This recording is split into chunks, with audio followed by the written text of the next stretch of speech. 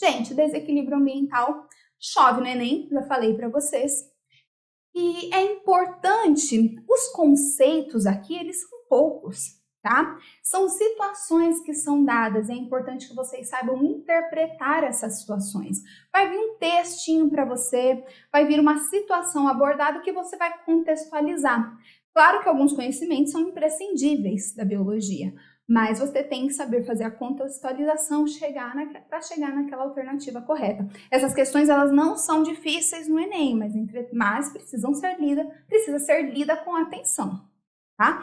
Vamos discutir, no final tem questãozinha pra gente falar, tá?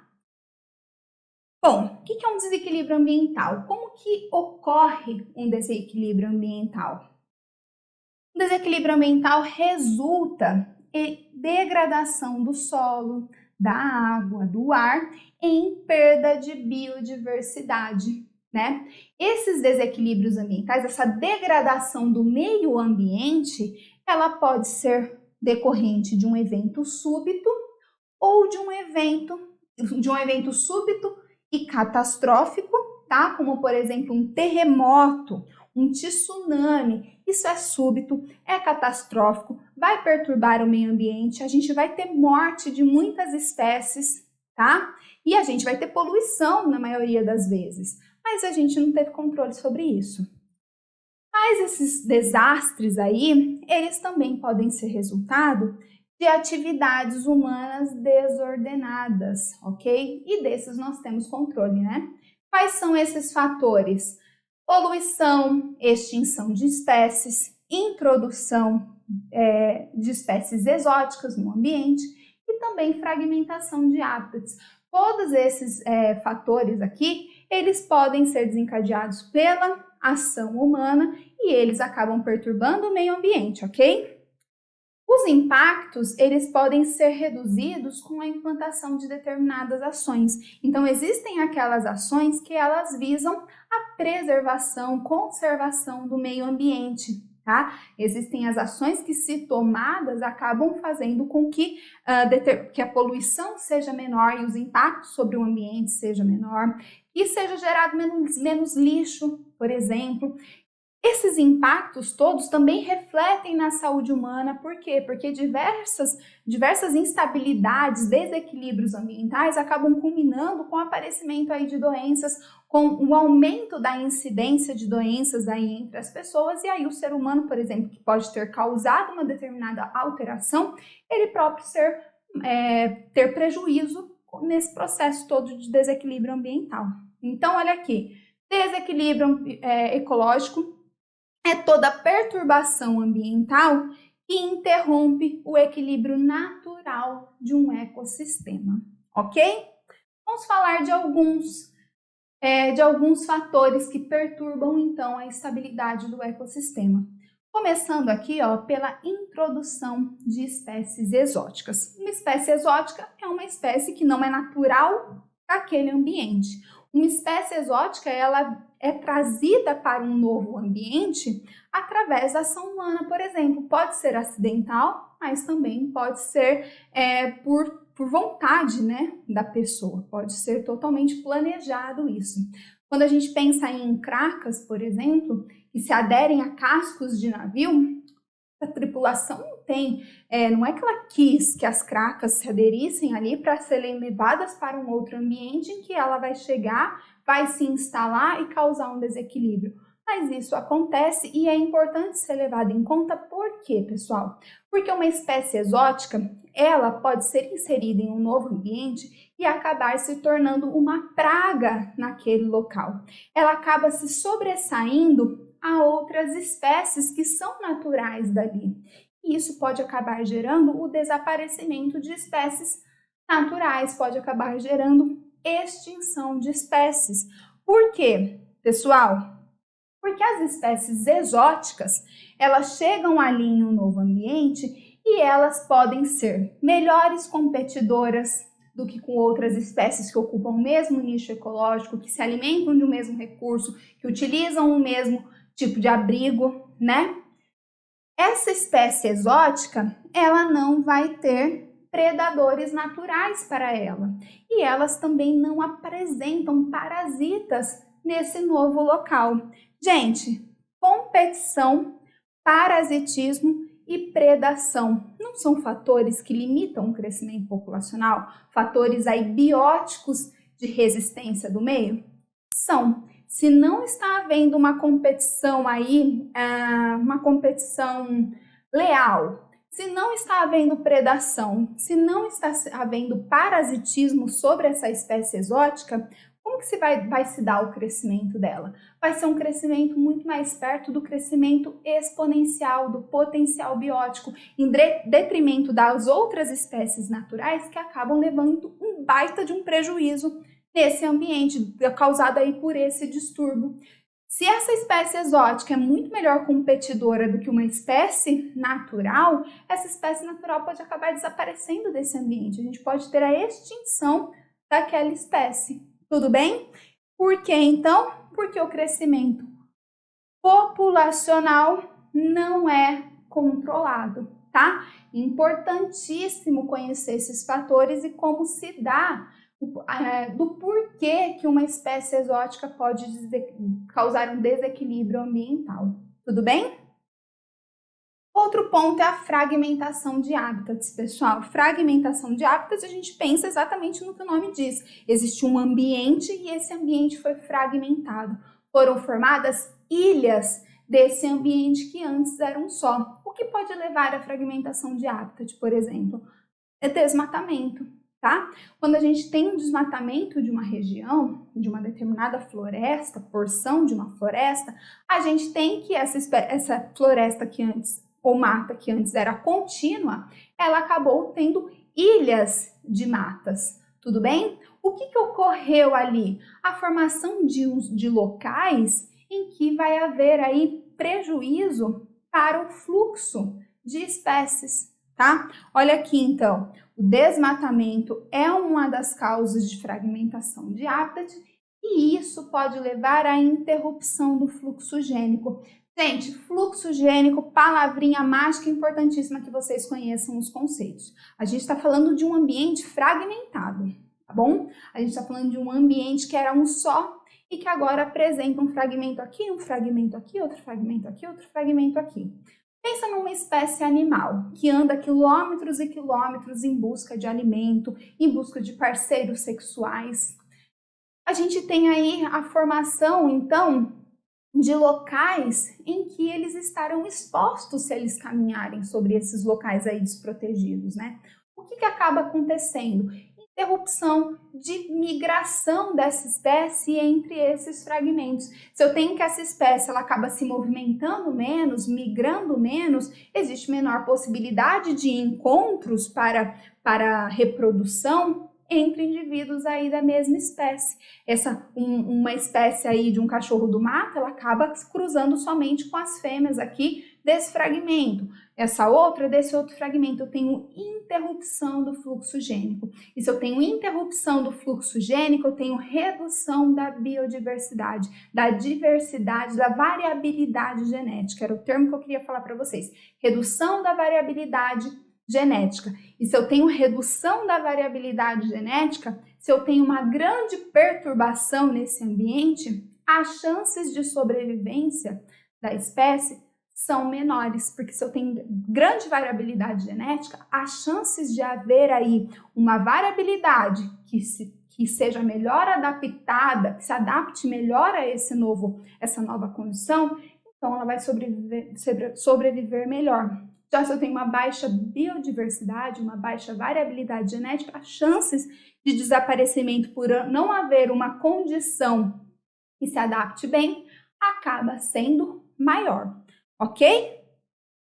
Então, isso leva à redução da biodiversidade e como isso pode ser minimizado, pessoal? Lembrem que existem aquelas ações que acabam reduzindo, minimizando os impactos ambientais. Quando a gente tem fragmentação de habitat, a construção de corredores biológicos, corredores ecológicos, além do reflorestamento, eles minimizam os impactos daí da fragmentação de habitat. Se eu tenho construção de um corredor ecológico, esse corredor ecológico vai permitir uma melhor migração das espécies ali, e aí a gente vai ter a manutenção, então, ou restauração,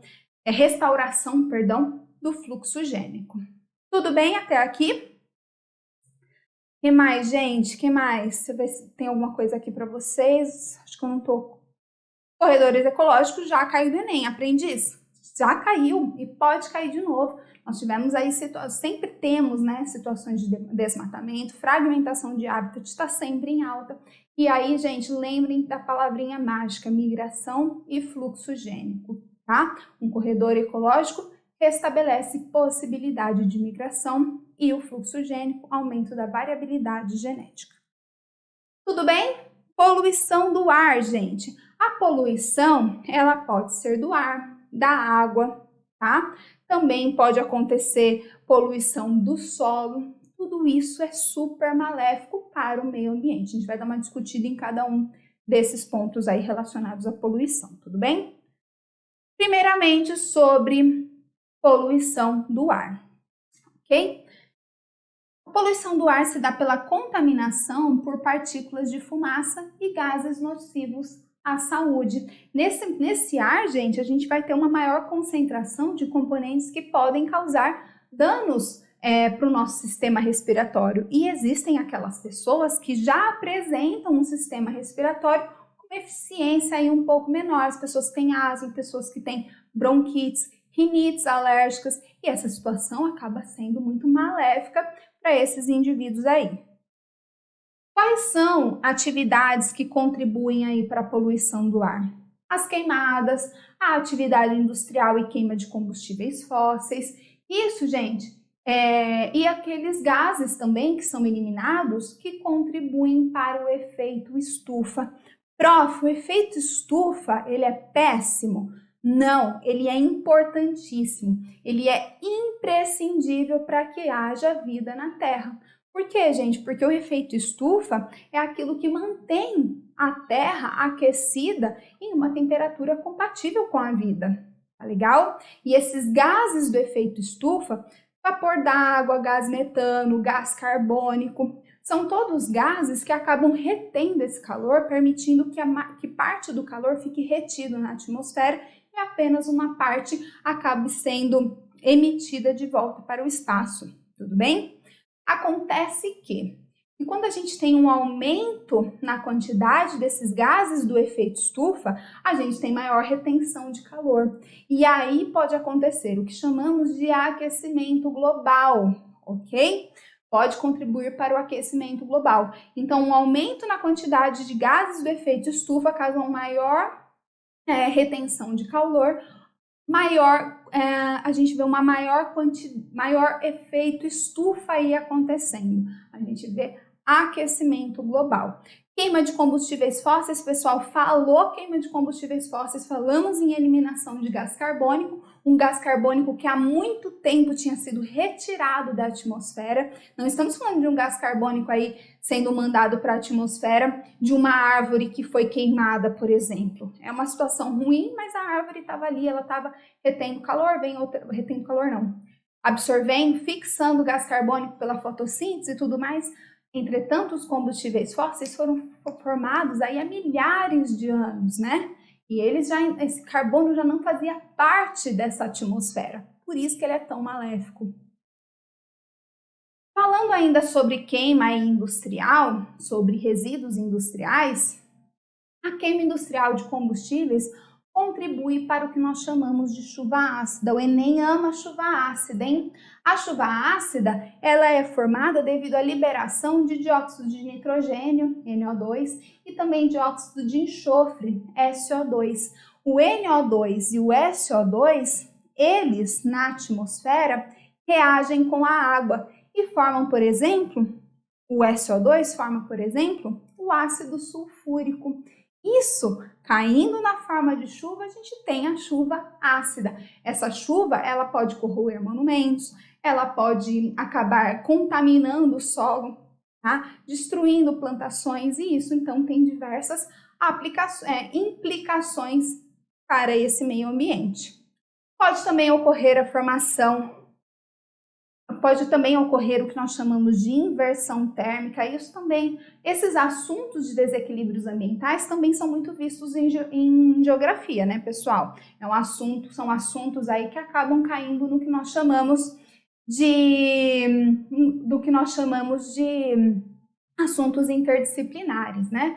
A inversão térmica, ela acontece quando uma camada de ar frio, ela fica abaixo de uma camada de ar quente. Isso interrompe fluxo aí de gases, dissipação de gases, inclusive desses compostos, dessas partículas de fumaça que estão presentes nesse ar. Isso contribui muito para a redução da qualidade do ar e tem implicações gigantescas para a respiração dos indivíduos, né? Porque a gente fica aí, se essa camada de ar poluído está mais próxima da gente, a gente está respirando toda essa poluição.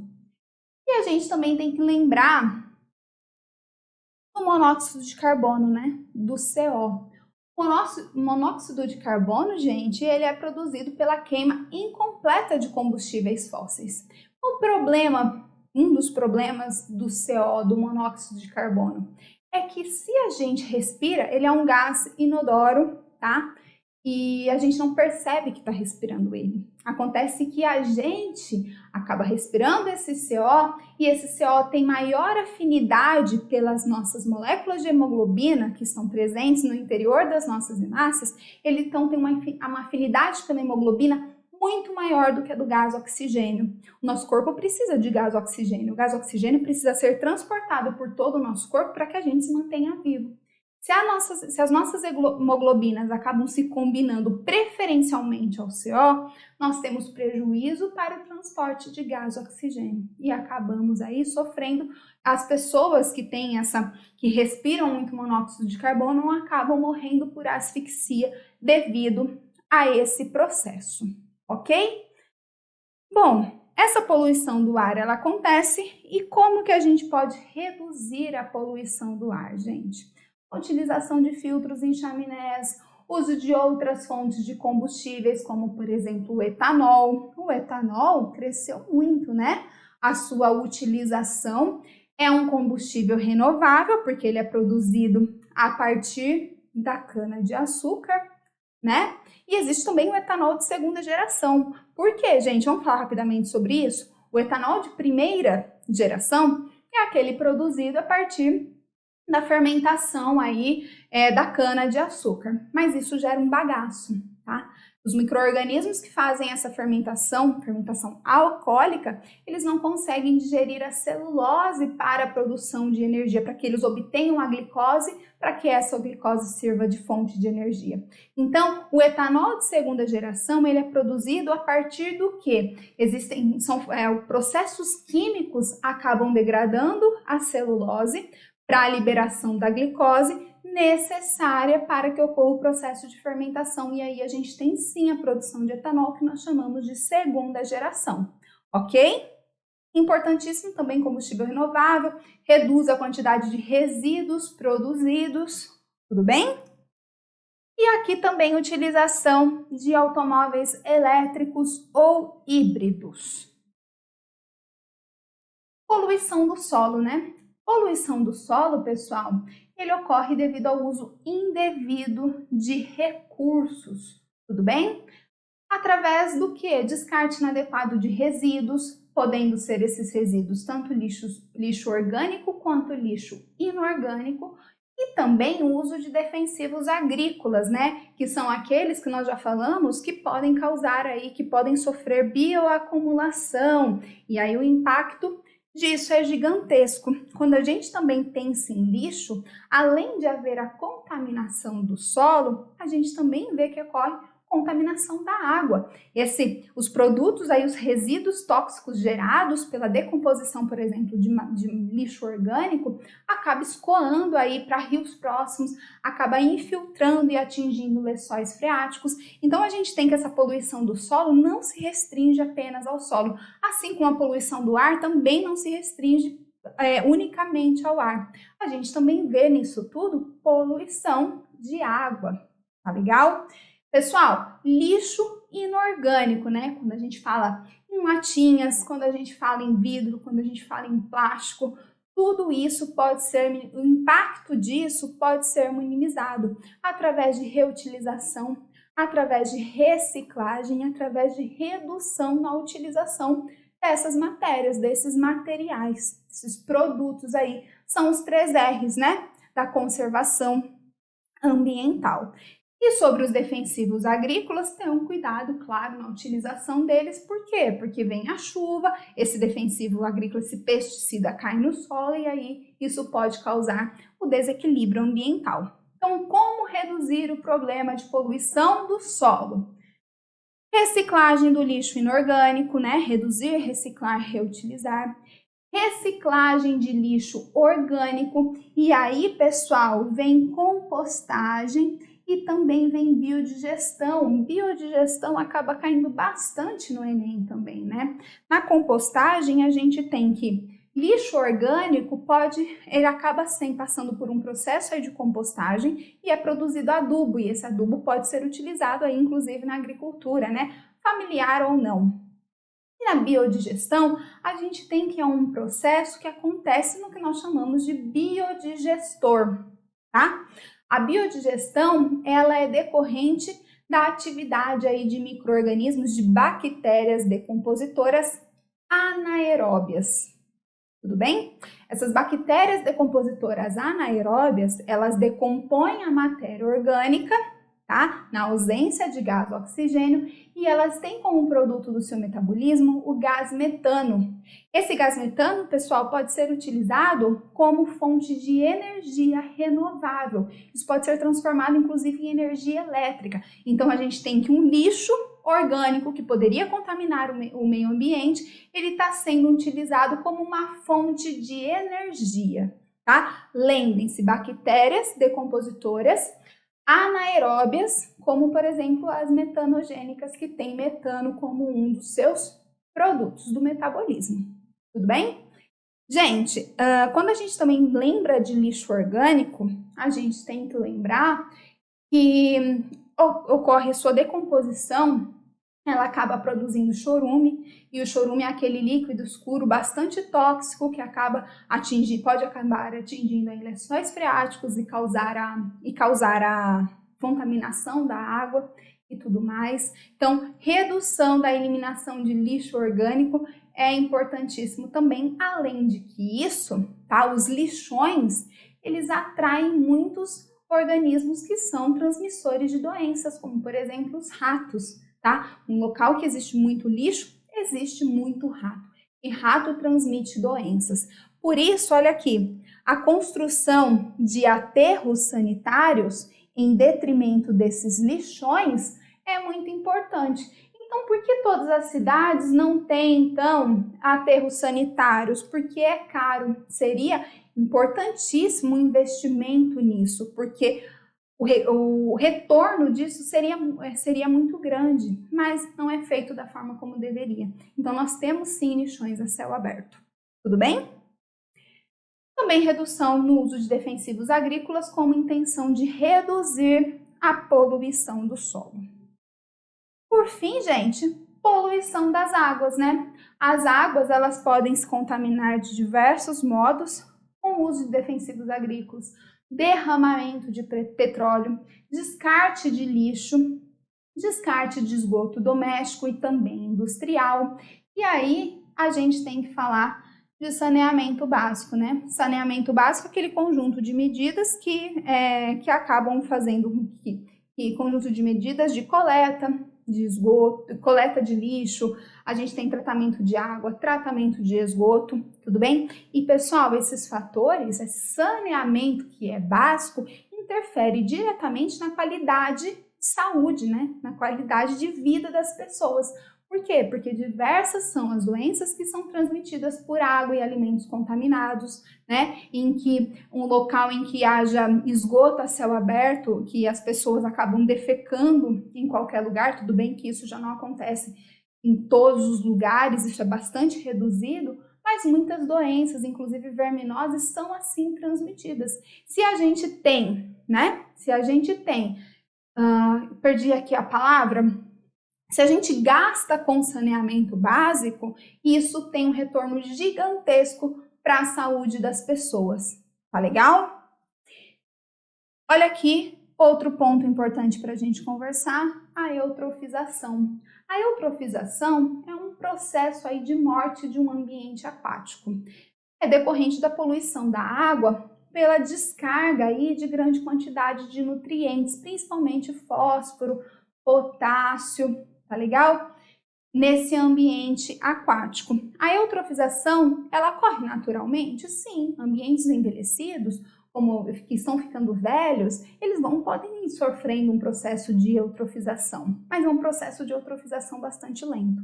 Esse processo de eutrofização, ele pode ser acelerado pelo homem, tá? Por conta aí do despejo de esgoto, por exemplo, doméstico, no manancial. Se eu estou jogando esgoto nessa água, eu estou aumentando a quantidade de nutrientes nesse ambiente aquático. Gente, esses nutrientes precisam ser decompostos. Com isso, a gente tem aumento de organismos decompositores, o quê? Aeróbios, que utilizam gás oxigênio. Esses nutrientes também permitem o crescimento de algas. As algas vão utilizar esses nutrientes, elas vão proliferar cianobactérias também, tá legal? Mas o que acontece? Esse crescimento, essa proliferação de cianobactérias e algas acaba formando isso que a gente está vendo aqui. Esse filme sobre a água que impede a passagem de luz. Esse ambiente já está sofrendo com uma alta concentração de micro-organismos aeróbios, que estão utilizando oxigênio para a decomposição de matéria orgânica. Agora, ele também começa a sofrer pela falta de oxigênio. Por quê? Porque essas algas que estão abaixo desse filme não conseguem realizar a fotossíntese. Então, o oxigênio disponível nessa água acaba reduzindo muito. Eu tenho redução dos níveis de oxigênio, eu tenho morte de organismos aeróbios, de peixes, moluscos, crustáceos. Se eles morrem, aumenta ainda mais a quantidade de matéria orgânica que precisa ser decomposta de alguma forma. O que acontece em seguida? Proliferação de micro-organismos anaeróbios agora, porque já não tem mais oxigênio disponível nessa água para a atividade metabólica deles. Então, eles vão degradar a matéria orgânica de maneira aeróbica, tá? Sem utilizarem o oxigênio. Entretanto, esses micro-organismos anaeróbios, eles liberam toxinas. Essa água, pessoal, acaba se tornando totalmente imprópria para o consumo. Esse ambiente morre. Esse é o processo de eutrofização. Ok? Beleza? Como reduzir todos esses impactos aí que acabam gerando poluição das águas? Tratamento de água e esgoto, reduzir o descarte de matéria orgânica e também de nutrientes na água. E a gente pode lembrar do uso de biorremediadores, que isso pode cair na prova do Enem. Gente, biorremediadores são aqueles organismos vivos, né? Por isso bio, são aqueles organismos que acabam atuando de maneira a reverter um processo danoso que está acontecendo. Existem bactérias, pessoal, que acabam degradando cadeias de hidrocarbonetos. Hidrocarbonetos compõem petróleo. Em um derramamento de petróleo, algumas bactérias são despejadas ali naquele local, são utilizadas como biorremediadores para que ocorra a degradação desses hidrocarbonetos e redução desse dano que foi causado. Tá legal? Então, os biorremediadores, eles são utilizados depois que aconteceu um desastre ambiental, tá? E aí você poderia falar assim, e um bioindicador, prof? Um bioindicador é um organismo vivo que consegue indicar o que está acontecendo naquele ambiente. Existem bioindicadores, por exemplo, algumas larvas de peixes, que elas morrem praticamente imediatamente diante de um processo, diante de uma contaminação aquática. Se essas larvas elas morrem, então a gente precisa realmente utilizar rapidamente, reverter esse processo para que a contaminação não continue acontecendo. Tá legal? Fechamos os desequilíbrios ambientais, vamos de 3 questões para a gente ver como é que esses temas podem cair na prova do Enem, questões recentes aí para a gente analisar. Bora lá! Questão de 2019, ano passado aí, hein, gente? Observe o esquema que ilustra 2 situações no ambiente marinho. A gente tem aqui essa figura, né? lado A e lado B, o Sol incidindo aqui. No lado A, a gente tem menor fluxo de nutrientes para esse ambiente aquático e tem peixezinhos aqui nadando, quantidade boa de oxigênio. E aqui a gente tem, no lado B, um maior fluxo de nutrientes. A gente vê uma grande quantidade aqui de micro-organismos, né, que estão mostrando, a lupa mostrando o plâncton. A gente está vendo que, olha a quantidade de gás oxigênio, é reduzida. Fluxo de nutrientes, redução de gás carbônico, o que a gente tem, pessoal? Nós temos processo de eutrofização. Falei agora para vocês como se dá todo esse processo. Redução da concentração de gás oxigênio, que leva à morte de organismos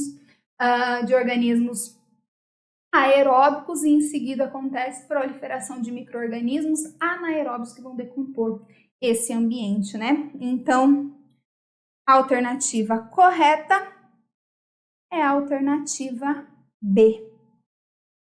Olha essa questão de 2017. Muitas indústrias e fábricas lançam para o ar, através de suas chaminés, poluentes prejudiciais às plantas e aos animais. Um desses poluentes reage quando em contato com o gás oxigênio e a água da atmosfera, conforme as equações químicas. Equação 1, 2SO2 mais oxigênio formando 2SO3. E na segunda equação, SO3 mais água formando H2SO4, que é o ácido sulfúrico. Olha aqui, gente, dióxido de enxofre, ácido sulfúrico. Olha aqui, então, de acordo com as equações, a alteração ambiental decorrente da presença desse poluente intensifica o quê? Intensifica a formação de chuva ácida, tá legal? Falou em dióxido de enxofre, dióxido de nitrogênio, estamos falando de poluição do ar, causada principalmente aí por indústrias e que quando reagem com a água podem causar a chuva ácida. Então, gabarito, letra A. Isso aí, gente. E olha essa última questão dessa parte. O Conselho Nacional do Meio Ambiente, CONAMA, estabelece os limites máximos de chumbo, cádmio e mercúrio para as familiares pilhas e baterias portáteis comercializadas no território nacional e os critérios e padrões para o seu gerenciamento ambientalmente adequado. Os estabelecimentos que comercializam esses produtos, bem como a rede de assistência técnica autorizada, devem receber dos usuários as pilhas e baterias usadas como repasse aos respectivos fabricantes ou importadores. Do ponto de vista ambiental, a destinação final apropriada para esses produtos estamos falando de produtos que apresentam chumbo, cádmio e mercúrio que podem contaminar o ambiente e que não são biodegradáveis, né? Então, do ponto de vista ambiental, a destinação final apropriada para esses produtos é direcionar as pilhas e baterias para a compostagem? Não, a compostagem é utilizada para compostos orgânicos, lixo orgânico. Colocar as pilhas e baterias em um coletor de lixo seletivo? Não, gente, coletor de lixo seletivo não, a gente tem que devolver aos fabricantes, né, para eles darem um destino adequado. Enviar as pilhas e baterias usadas para a firma de recarga? Acumular as pilhas e baterias em armazéns de estocagem? Destinar as pilhas e baterias à reutilização de seus componentes? Exatamente, né? Olha aqui, as pilhas e baterias usadas, elas serão mandadas aos seus fabricantes ou importadores e serão reutilizadas. Gabarito é a letra B.